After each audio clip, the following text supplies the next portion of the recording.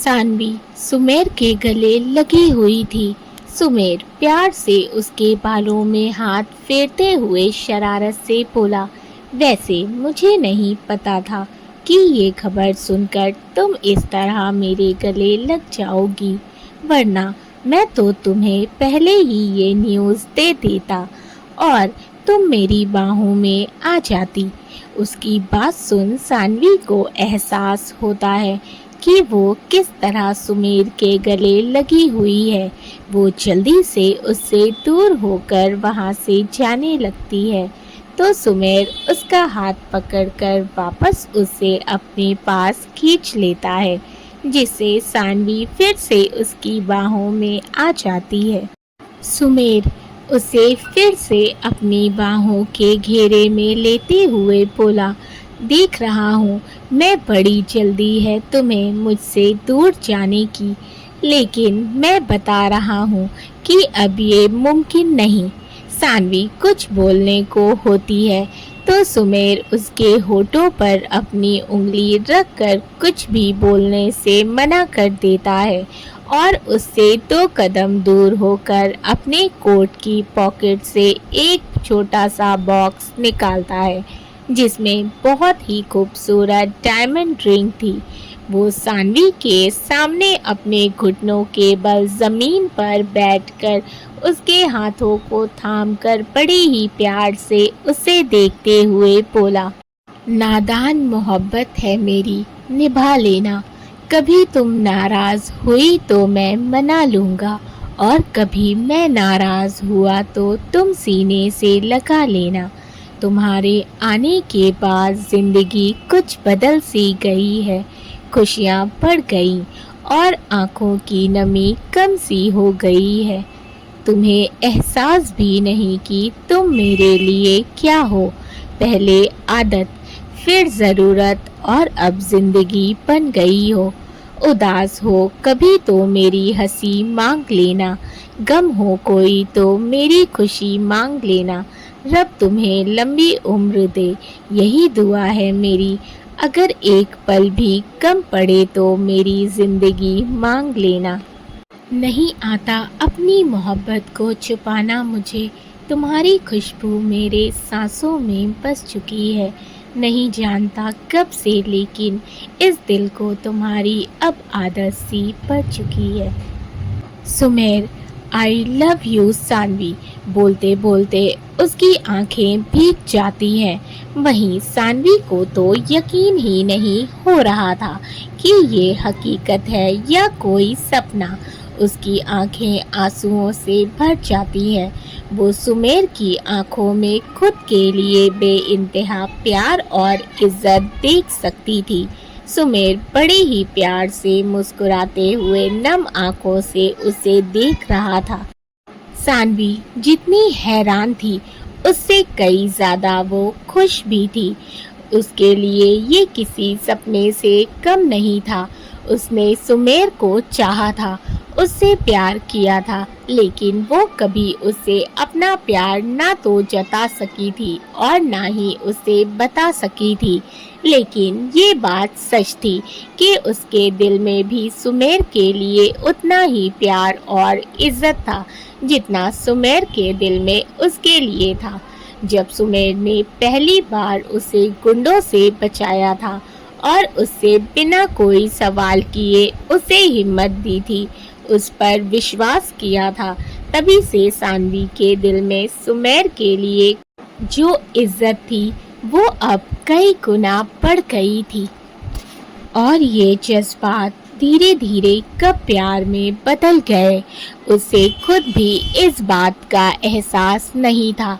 लेकिन आज सुमेर का कन्फेशन उसके लिए किसी खूबसूरत सपने की तरह था। आज उसे जैसे सारे जहां की खुशियां मिल गई थीं।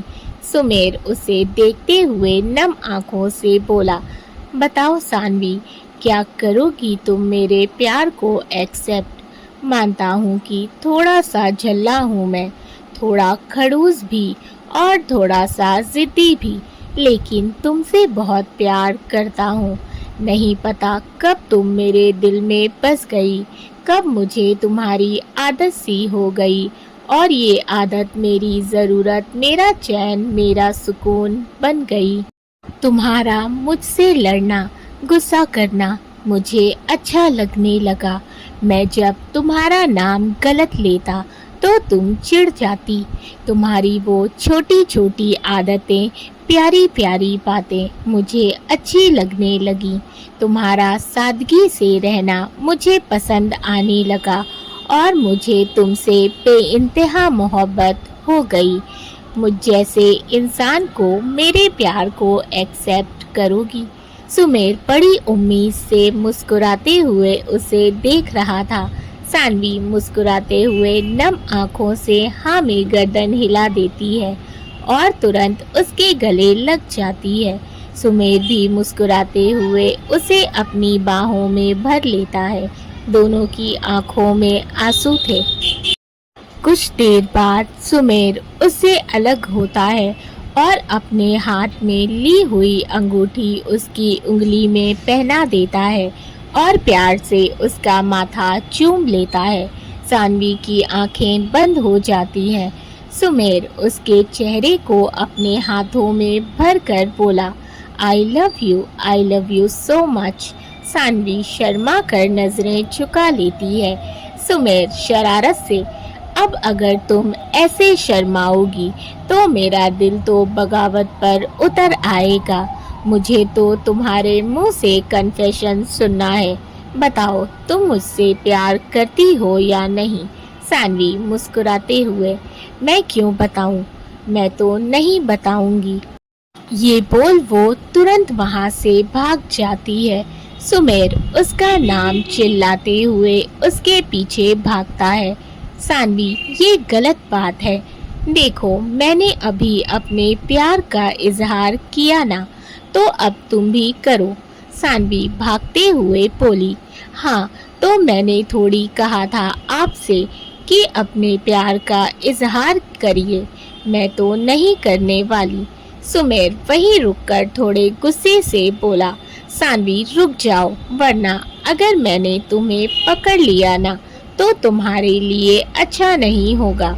लेकिन सानवी तो सानवी थी, कहाँ उसकी सुनने वाली थी। सुमेर खुद से बोला, आह, ये लड़की कभी जो मेरी सुन ले। अभी तो कैसे शर्मा रही थी और अब देखो, मैं भी कैसे भूल गया कि ये कहाँ शर्माने वाली लड़कियों में से है। इतनी बड़ी हो गई है लेकिन हरकतें पूरी 5 साल की छोटी बच्ची की तरह करती है। वो फिर से उसके पीछे भागते हुए बोला, देखो सानवी, रुक जाओ, वरना तुम्हें चोट लग जाएगी। सानवी, सर, मैं कोई छोटी बच्ची नहीं हूँ जो मुझे चोट लग जाएगी। वो पूरे गार्डन में भाग रही थी, लेकिन तभी उसका पैर एक पत्थर से टकरा जाता है। वो गिरती उससे पहले सुमेर उसे संभाल लेता है। दर्द से सानवी के मुंह से आह निकल जाती है। सुमेर उसे डांटते हुए बोला, देखा, मैंने बोला था रुक जाओ, लेकिन नहीं, तुम्हें तो मेरी बात माननी ही नहीं है। हमेशा अपने मन की करती हो, बहुत जिद्दी हो। इतनी बड़ी हो गई लेकिन बिल्कुल भी दिमाग नहीं है। वो उसे सहारा देकर चेयर पर बैठाता है और खुद उसके पैर के पास बैठकर उसके पैर को देखने लगता है। सानवी के पैर में थोड़ी चोट लग गई थी जिससे खून निकल रहा था। सुमेर परेशानी से बोला, देखो कितना खून बह रहा है। सानवी को वैसे तो दर्द हो रहा था, लेकिन सुमेर की केयर और खुद के लिए इतनी फिक्र देखकर उसके दिल में सुकून और चेहरे पर जो मुस्कुराहट थी, उसके आगे ये दर्द कुछ नहीं था। वो बस मुस्कुराते हुए उसे देख रही थी। सुमेर उसे देखते हुए गुस्से से बोला, तुम्हें चोट लगी है, खून बह रहा है और तुम मुस्कुरा रही हो। सच में अजीब प्राणी हो तुम। पता नहीं कैसे मुझे तुमसे प्यार हो गया। सानवी हंसते हुए बोली, क्योंकि आप भी तो अजीब प्राणी ही हैं मेरी तरह, इसीलिए आपको मैं पसंद आ गई। सुमेर उसे घूरते हुए, हो गया मजाक, अब चुपचाप यहाँ बैठी रहो, मैं गाड़ी से फर्स्ट एड बॉक्स लेकर आता हूँ, खबरदार जो यहाँ से हिली भी तो। ये बोलकर वो फर्स्ट एड बॉक्स लेकर आता है और उसके पैरों के पास बैठकर उसके जख्म की पट्टी करता है। बैंडेज करने के बाद सुमेर बोला, चलो अब हम घर चलते हैं। सानवी, क्या इतनी जल्दी? प्लीज थोड़ी देर और रुक सकते हैं ना सर? सुमेर, बिल्कुल नहीं। ये बोल वो तुरंत उसे गोद में उठा लेता है। सानवी हैरानी से बोली, सर ये क्या कर रहे हैं आप? मुझे नीचे उतारिए। सुमेर, नहीं, तुम्हारे पैर में चोट लगी है। सानवी, हाँ लेकिन मैं खुद चल सकती हूँ, इतनी ज़्यादा भी नहीं लगी है। सुमेर, मैंने कहा ना, चुप रहो वरना मैं अभी तुम्हें छोड़ दूंगा, फिर तुम्हारी कमर टूटेगी तो मुझे नहीं बोलना। उसकी बात सुन सानवी गुस्से से उसे देखती है। सुमेर उसे गाड़ी के पास लेकर आता है और फ्रंट सीट पर बैठा देता है, फिर खुद भी ड्राइविंग सीट पर बैठ जाता है। सानवी, सर प्लीज थोड़ी देर और रुकते हैं ना, थोड़ी देर बाद चलते हैं। सुमेर, हाँ, ताकि तुम फिर से इधर उधर उछल कूद करो और चोट लगा लो। मेरी ही गलती है, मुझे तुम्हें यहाँ लेकर ही नहीं आना चाहिए था। सानवी, मैं कोई छोटी बच्ची थोड़ी हूँ जो चोट लगा लूंगी। सुमेर हंसते हुए, हाँ मुझे पता है कि तुम छोटी बच्ची नहीं हो, बस तुम्हारी हरकतें छोटी बच्चियों वाली हैं। ये बोल वो हंस देता है।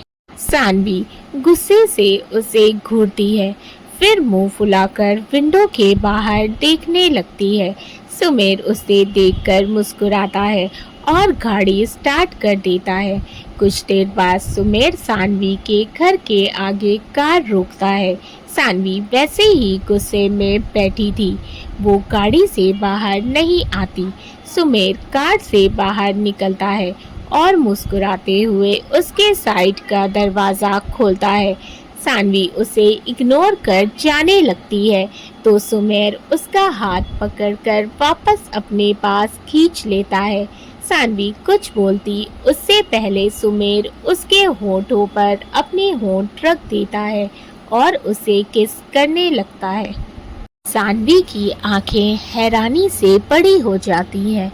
कुछ देर बाद सुमेर उससे अलग होकर मुस्कुराते हुए उसके कान में धीरे से बोला, तुम जब जब मुझसे नाराज होगी मैं ऐसे ही तुम्हारी नाराजगी दूर करूंगा और मुझे उम्मीद है कि अब तुम मुझसे नाराज नहीं होगी। वो मुस्कुराते हुए सानवी की तरफ देखता है जिसका चेहरा शर्म से लाल हो गया था। वो नजरें झुकाए खड़ी थी। सुमेर उसे देखते हुए शरारत से बोला, तो बताओ क्या अब भी तुम मुझसे नाराज हो?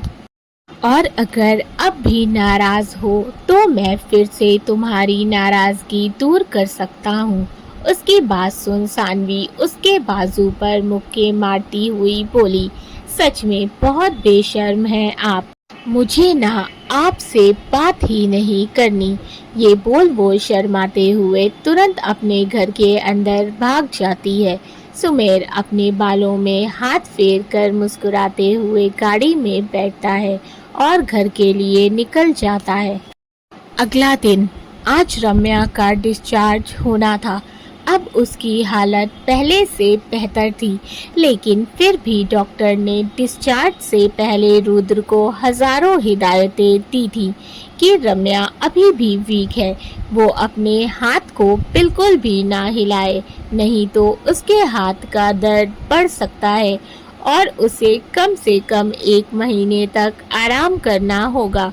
उसके बाद वो अपनी डेली एक्टिविटीज़ कर सकती है, पर फिर भी ना तो उसे ज़्यादा सामान उठाने की इजाज़त थी, ना कोई ऐसा काम करने की जिससे उसे प्रॉब्लम होती हो। रुद्र ने डॉक्टर की सारी बातें बहुत ही ध्यान से सुनी थी, क्योंकि वो रम्या की हेल्थ के साथ कोई भी रिस्क नहीं लेना चाहता था। इधर वार्ड में रम्या घर जाने के लिए तैयार बैठी थी, लेकिन उसके बाल अभी भी नहीं बने थे, जिसे कुसुम कब से बनाने की कोशिश कर रही थी। वो जैसे ही फिर से रम्या के बालों में कंघा चलाती है, रम्या जोर से चीखी, आह कुसुम धीरे कर, हमारे बाल खींच रहे हैं। कुसुम क्या है रूमी, तो ये बात अब तक 50 बार बोल चुकी होगी। मैं आराम से ही तो कर रही हूँ ना। अब मेरे पास कोई जादू की छड़ी तो नहीं है कि मैं उसे तेरे बालों पर घुमाऊंगी और वो सुलझ जाएंगे। नहीं तो इन्हें सुलझाने में थोड़ा तो दर्द होगा ना। रम्या चिढ़कर, जादू की छड़ी का तो हमें नहीं पता, लेकिन तुझे आता ही नहीं बाल बनाने। हमें नहीं बनवाने तुझसे अपने बाल। कुसुम कुछ बोलती उससे पहले रुद्र और कार्तिक दोनों डॉक्टर से मिलकर साथ में अंदर आते हैं। रुद्र उन दोनों को बहस करता देखकर बोला, क्या हो गया, तुम दोनों क्यों बहस कर रही हो? कुसुम, देखिए ना भाई, मैं कब से इसके बाल बनाने की कोशिश कर रही हूँ और ये है कि मुझे परेशान करके रखा है। बार बार एक ही बात बोल रही है कि बाल खींच रहे हैं, बाल खींच रहे हैं। अब आप ही बताइए, इतने उलझ चुके हैं, बाल तो सुलझने में थोड़े तो खींचेंगे ही। रम्या भोला सा फेस बनाकर बोली, रुद्र जी, हमने कुछ नहीं किया। ये कुसुम की बच्ची को ही ठीक से बाल बनाने नहीं आते, हमें नहीं बनवाने इससे बाल। कुसुम, अच्छा, मुझे बाल बनाने नहीं आते, पहले भी तेरे बाल मैं ही बनाया करती थी। तू ये क्यों नहीं बोलती कि हॉस्पिटल में जब से रुद्र भाई तेरे बाल बनाने लगे हैं, तुझे इनके अलावा किसी और के हाथ से अपने बाल बनवाना पसंद ही नहीं। उसकी बात सुन रुद्र अपनी एक आईब्रो उचकाकर रम्या को देखता है, तो रम्या मासूम सी शक्ल बना लेती है। वहीं कार्तिक किनारे खड़ा मुंह दबाकर हंस रहा था। रुद्र गहरी सांस लेकर बोला, कुसुम और कार्तिक, तुम दोनों घर जाओ, मैं रम्या को लेकर आता हूँ। कुसुम, हाँ, अब आप ही संभालिए अपनी बीवी को, दिन पर दिन जिद्दी होती जा रही है आपकी बीवी। रम्या रोनी सी शक्ल बनाकर, कार्तिक भाई देखिए अपनी होने वाली वाइफ को मुझे जिद्दी कह रही है। कार्तिक जल्दी से बोला, कुसुम क्यों परेशान कर रही हो तुम भाभी को, चलो तुम मेरे साथ। कुसुम कुछ बोल पाती उससे पहले कार्तिक उसका हाथ पकड़कर अपने साथ बाहर ले जाता है। रुद्र कंघा लेकर रम्या के पास बैठ जाता है और प्यार प्यार से उसके बालों को सुलझाने लगता है। रुद्र उसके बालों को सुलझाते हुए बोला, क्यों परेशान कर रही थी तुम कुसुम को? रम्या, हमने क्या किया? रुद्र उसके बालों की चोटी करके उसे अपने करीब करते हुए बोला, मैं बताऊं तुमने क्या किया? रम्या जल्दी से ना में गर्दन हिला देती है। रुद्र मुस्कुराने लगता है। वो उसके होठों पर हल्के से किस करके बोला, चलो, और सहारा देकर उसे खड़ा करता है। रम्या के हाथ और कंधे पर आर्म सपोर्टर लगा था। रुद्र उसे बाहर लेकर आता है। बाहर कुसुम, कार्तिक, सानवी, सुमेर सभी उसका वेट कर रहे थे। रुद्र आहिस्ते से रम्या को गाड़ी में बैठाता है, फिर बाकी सब भी बैठ जाते हैं और शेखावत विला आ जाते हैं। रम्या को डिस्चार्ज होकर विला आए 1 महीना बीत चुका था। इस बीते महीने में वो काफ़ी हद तक बेहतर हो गई थी। उसके हाथ से आर्म सपोर्टर निकल गया था, लेकिन वो अभी भी अपने हाथ ज़्यादा नहीं हिला पाती थी। घर के सभी लोग उसका बहुत ख्याल रख रहे थे और सबसे ज़्यादा रुद्र। रुद्र तो उससे एक पल भी दूर नहीं होता था। रम्या की प्रेगनेंसी का 2nd मंथ लग चुका था। सुमेर ने शारदा जी और बाकी घर वालों को अपने और सानवी के रिश्ते के बारे में बता दिया था। और साथ ही ये भी बता दिया था कि वो उससे शादी करना चाहता है, जिसे सुनकर शारदा जी और बाकी सब बहुत ज़्यादा खुश थे। शारदा जी ने तो पंडित जी को बुलाकर सुमेर, सानवी और कार्तिक कुसुम की शादी की डेट भी निकलवा दी थी, क्योंकि जब रम्या को गोली लगी थी तो कार्तिक और कुसुम ने अपनी शादी पोस्टपोन कर दी थी, क्योंकि दोनों के लिए ही रम्या बहुत इम्पोर्टेंट थी। लेकिन अब रम्या काफ़ी हद तक ठीक हो गई थी, इसीलिए शारदा जी ने पंडित जी से उन चारों की शादी की तारीख निकलवाई थी। और पंडित जी ने 3 महीने के बाद का बहुत ही शुभ मुहूर्त बताया था, जिसे सुनकर सब बहुत खुश थे और शादी की तैयारी में लग चुके थे। रुद्र ने फिर से ऑफिस ज्वाइन कर लिया था, क्योंकि कार्तिक और सुमेर अकेले ऑफिस संभाल रहे थे और अब उनकी शादी की डेट भी फिक्स हो गई थी। इसीलिए उन्हें शादी की तैयारियों के लिए भी टाइम चाहिए था। इसीलिए रुद्र ने फिर से ऑफिस ज्वाइन कर लिया था, लेकिन उसने फिर भी रम्या की फिक्र करना नहीं छोड़ा था। वो हर 2 घंटे पर उसे कॉल करके उसकी दवाइयाँ खाने और जूस का याद दिलाता रहता था। शाम को रुद्र, कार्तिक और सुमेर ऑफिस से आते हैं। शारदा जी हॉल में बैठी थी, वो तीनों उनके पास ही बैठ जाते हैं। रुद्र इधर उधर नजरें घुमाकर देखता है, लेकिन उसे रम्या कहीं नहीं दिखती। शारदा जी उसकी नजरों को समझकर मुस्कुराते हुए बोली, रूमी सो रही है। रुद्र हैरानी से उन्हें देखता है। शारदा जी हंसते हुए बोली, दादी माँ है हम आपकी, आपके कहे बिना आपके दिल का हाल जान लेते हैं। उनकी बात सुन रुद्र मुस्कुराने लगता है, फिर कुछ सोचकर बोला, दादी माँ रम्या इस टाइम सो रही है, उसकी तबीयत तो ठीक है। शारदा जी, हाँ वो ठीक है, हमने सोफिया को भेजा था उन्हें जगाने के लिए, लेकिन वो काफ़ी गहरी नींद में सो रही थी, इसीलिए फिर हमने मना कर दिया। अब आप आ गए हैं तो खुद उठा दीजिएगा उन्हें। रुद्र, उसका बस चले तो वो सारा दिन सोती रहे, अपने खाने पीने, दवाइयाँ, सब चीज़ों को भूलकर। उसकी बात पर शारदा जी, कार्तिक मुस्कुराने लगते हैं। सुमेर हंसते हुए बोला, लगता है रूमी भाभी भाई को भी भूल गई हैं अपनी नींद के आगे। रुद्र चिढ़कर बोला, ऐसा कुछ नहीं है। कार्तिक, अच्छा तो तू इतना चिढ़ क्यों रहा है? रुद्र, तुम दोनों का मुझे परेशान करना हो गया हो तो अपना मुंह बंद करो और मेरी बात सुनो। फिर वो शारदा जी की तरफ देखकर बोला, दादी माँ कल मैं रम्या को किसी से मिलवाना चाहता हूँ।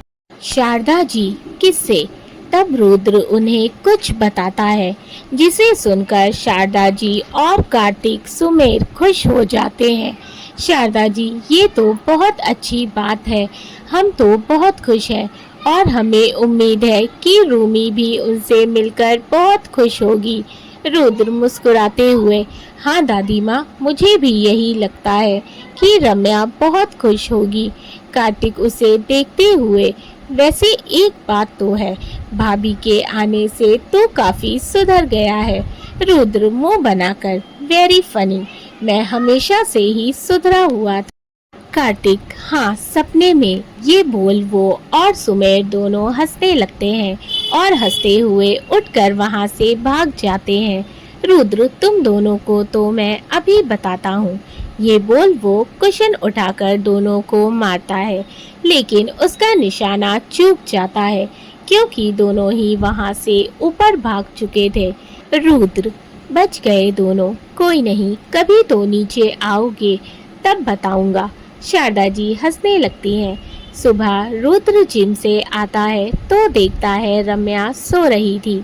वो उसके माथे पर किस करके नहाने चला जाता है। थोड़ी देर बाद रुद्र नहाकर बाहर आता है, लेकिन रम्या अभी भी गहरी नींद में सो रही थी।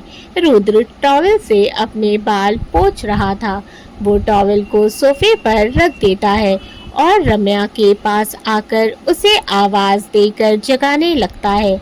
लेकिन रम्या तो रम्या थी, वो कहाँ इतनी जल्दी उठने वाली थी।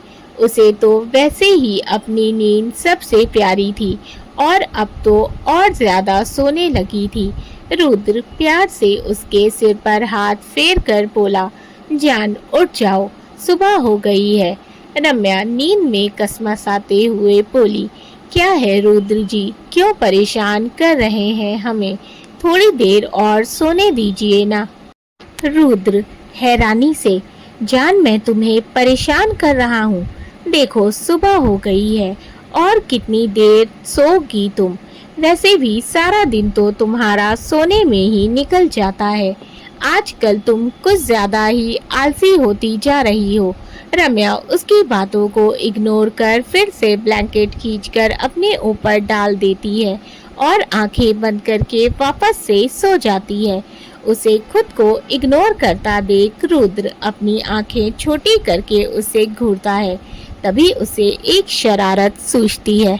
रुद्र तिरछी स्माइल करते हुए बोला, ठीक है जान, तुम्हें नहीं उठना। रम्या वैसे ही आंखें बंद किए बोली, हाँ हमें नहीं उठना।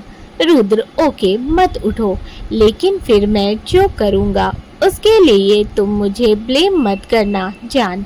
रम्या फिर से उसकी बात को इग्नोर कर देती है। रुद्र उसे देखकर मुस्कुराता है और उसकी गर्दन पर अपने होंठ रख देता है। रुद्र जोर से उसकी गर्दन पर बाइट करता है। उसकी इस हरकत पर रम्या एकदम से आंखें खोल देती है और जोर से चीखती है। रम्या रुद्र को खुद से दूर धक्का देकर तुरंत उठकर बैठ जाती है। रुद्र उसे देखकर शरारत से मुस्कुरा रहा था।